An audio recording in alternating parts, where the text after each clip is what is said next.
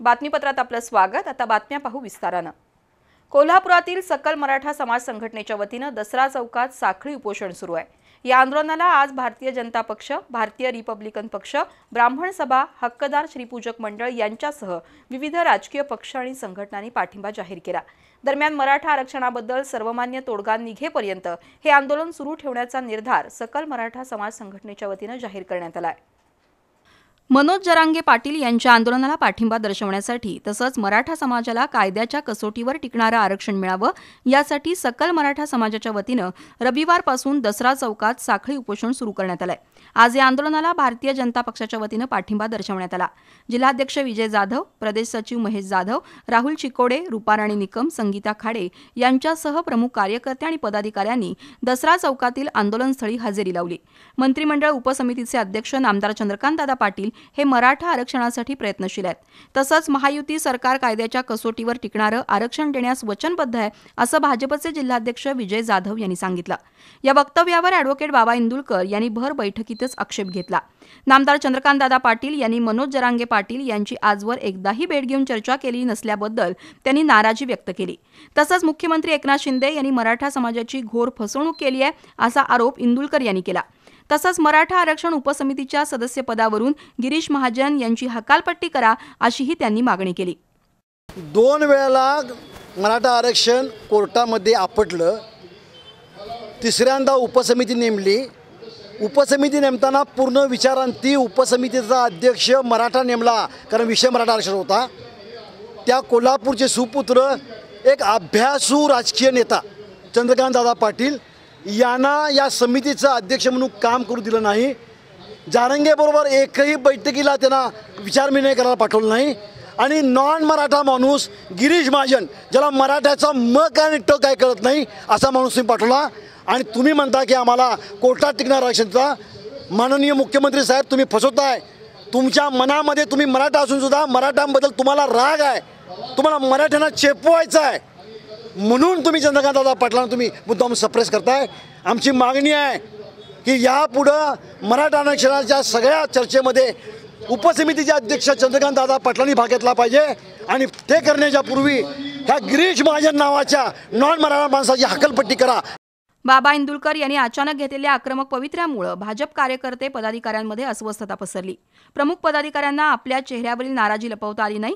दुसरीकडे शिवसेना ठाकरे गटाच्या वतीनं मंगळवारी या आंदोलनाला पाठिंबा दर्शवण्यात आला होता। त्यावेळी खासदार संजय मंडलिक यांच्या समोरच मुख्यमंत्री एकनाथ शिंदे यांच्या विरोधात जोरदार घोषणाबाजी झाली होती। या घटनेबद्दल आज शिवसेना शिंदे गटाचे जिल्हाप्रमुख सुजित चव्हाण यांनी तीव्र शब्दात नाराजी व्यक्त केली। मराठा आंदोलनाच्या व्यासपीठावर कुणीही राजकीय अभिनिवेश दाखवू नये असा त्यांनी इशारा दिला। कोण तर येतं आणि काय तर दोन दिवस इथं बसतं आणि खाली डोकं वर पाय म्हणतं, हे योग्य नाही बाबा।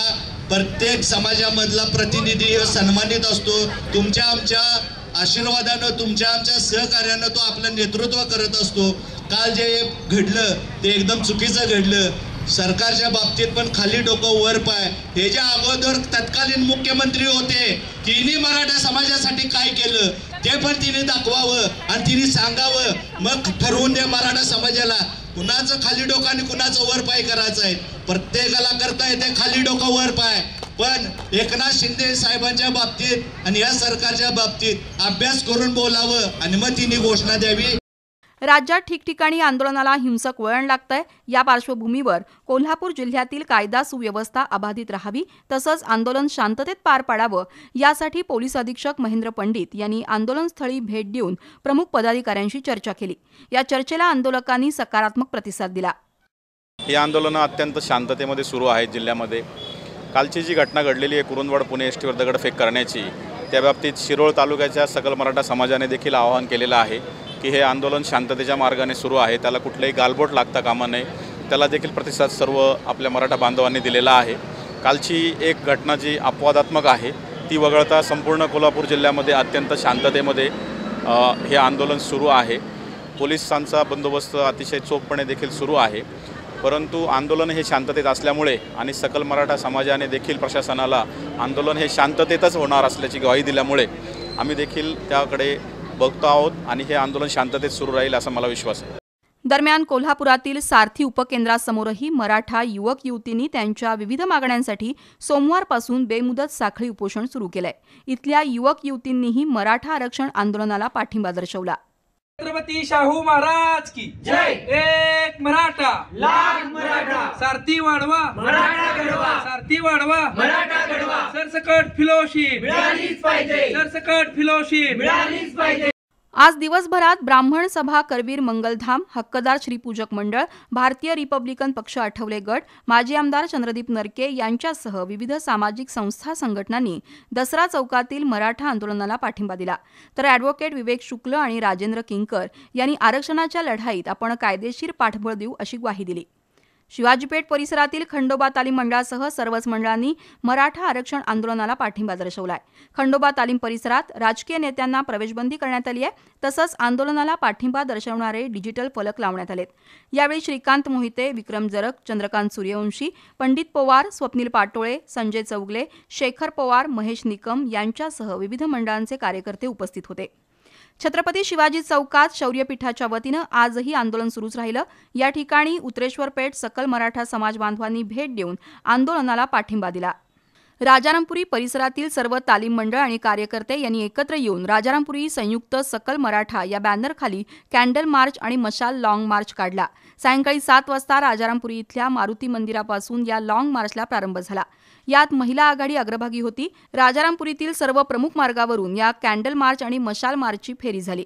अर्बन बँक शाखेसमोर कोल्हापूर जिल्हा रेशनधान्य दुकानदार संघटनेचे अध्यक्ष डॉक्टर रवींद्र मोरे आणि त्यांच्या सहकाऱ्यांनी या कॅन्डल मार्चचं स्वागत केलं. तसंच जिल्ह्यातील सर्व रेशनधान्य दुकानदार संघटनेनं मराठा आरक्षणाला पाठिंबा दर्शवला. या रॅलीमध्ये राजारामपुरी परिसरातील सर्व प्रमुख मान्यवर सहभागी झाले होते.